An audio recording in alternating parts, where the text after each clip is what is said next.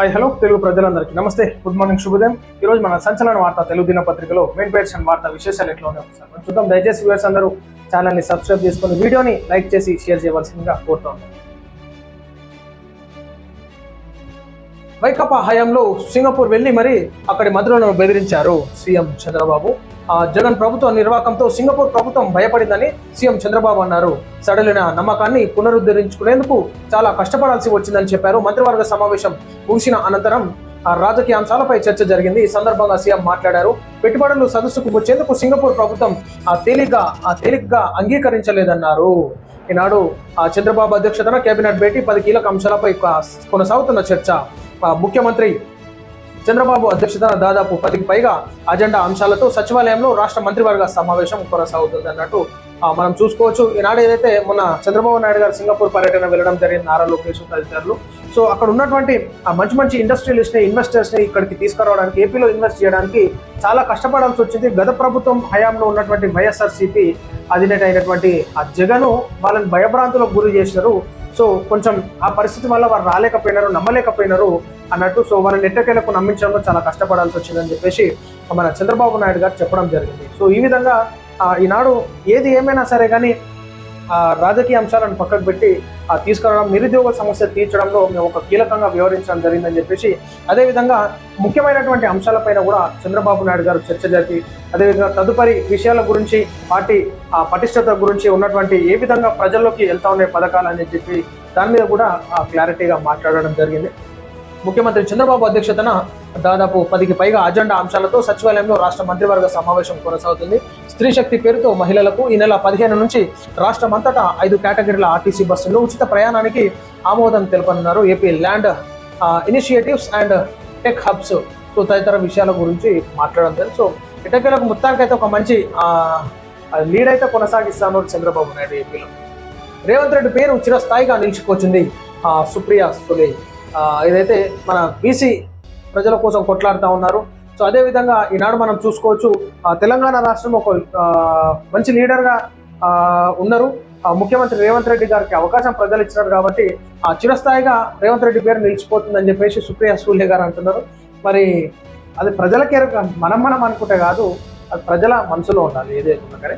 మొత్తానికైతే బీసీ నినాదం అయితే మరి భుజాల మీద వేసుకున్నారు కాబట్టి ఆ సక్సెస్ చేస్తే ప్రజలందరూ గుర్తుపెట్టుకుంటారు తప్పకుండా.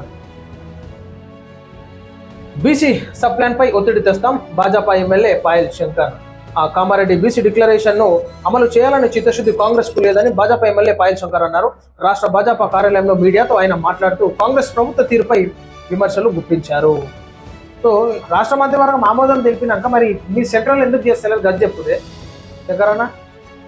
సరే మైనార్టీలో 10% అది ఏదన్నా ఒక క్లారిటీ ఇవ్వాలి కదా, మేము ఇవ్వలేము ఇదే అని చెప్పేసి మీరు చెప్పు ప్రెస్ మీట్ పెట్టి.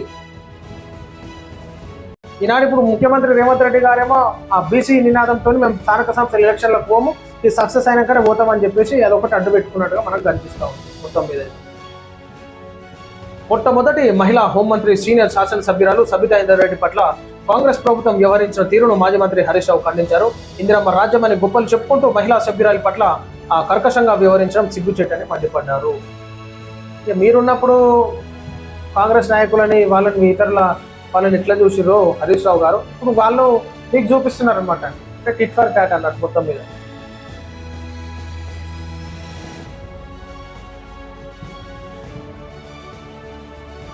బీసీ రిజర్వేషన్లపై మీకెందుకు కక్ష? ఆ బీసీ రిజర్వేషన్ల బిల్లులకు కేంద్ర ప్రభుత్వం ఆమోదం తెలపకపోతే ప్రధాని మోడీని గద్దెదించి రాహుల్ గాంధీని ప్రధానిని చేసుకుని బీసీ రిజర్వేషన్లు సాధించుకుంటామని సీఎం రేవంత్ రెడ్డి అన్నారు. అంటే మొత్తం మీద ఇది కాకుండానే ఇక స్థానిక సంస్థలు వాళ్ళ మీద నెట్టేసి స్థానిక సంస్థల ఎలక్షన్స్ జరిపి ఏది మళ్ళీ ఎలక్షన్స్ వచ్చినాక అప్పుడు ప్రధాని చేసుకొని అప్పుడు సక్సెస్ఫుల్ చేస్తారు అన్నది. చూడాలి ఎట్లా తాకలాట పెట్టి తమాషా ఉందన్నమాట మొత్తం మీద ముచ్చట.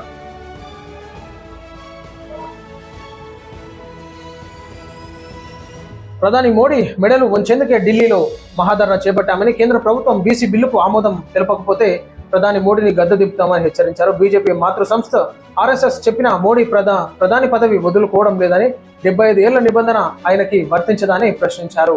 మోడీ గద్దె దిగకపోయినా 2029లో మేమే ఆయనను గద్దె దింపి రాహుల్ గాంధీని ప్రధానిని చేసుకుంటామని ఇదే మా శపథమని ఘాటు వ్యాఖ్యలు చేశారు. వచ్చే పార్లమెంట్ ఎన్నికల్లో బీజేపీని 150 సీట్లకే పరిమితం చేస్తామని సవాల్ విసిరారు.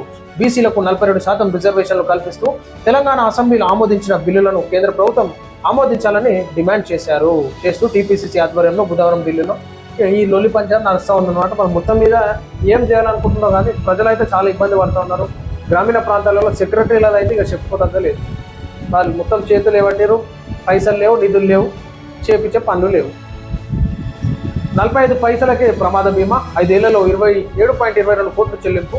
అశ్విని వైష్ణవ్ ఈ టికెట్లతో రైలు టికెట్ బుకింగ్ చేసుకునే ప్రయాణికులకు కేవలం 45 పైసల ప్రీమియంతో ప్రయాణ బీమా సదుపాయం పొందొచ్చని రైల్వే మంత్రి అశ్విని వైష్ణవ్ వెల్లడించారు. రైల్వే బీమా సదుపాయానికి సంబంధించి సభ్యులు అడిగిన పలు ప్రశ్నలపై ఆయన పార్లమెంట్లో లిఖితపూర్వక సమాధానం ఇచ్చారు.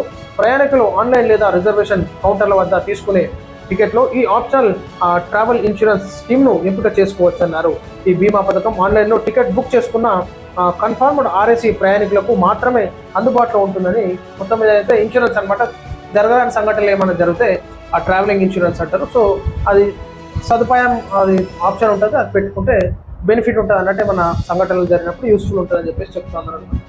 సో ఇక మొత్తానికి ఇవే ప్రజలను మనం చూస్తాం. మీరు సంచలన వార్తాపత్రికలోని ముఖ్య అంశాలు. అందరికీ సెలవు. నమస్తే.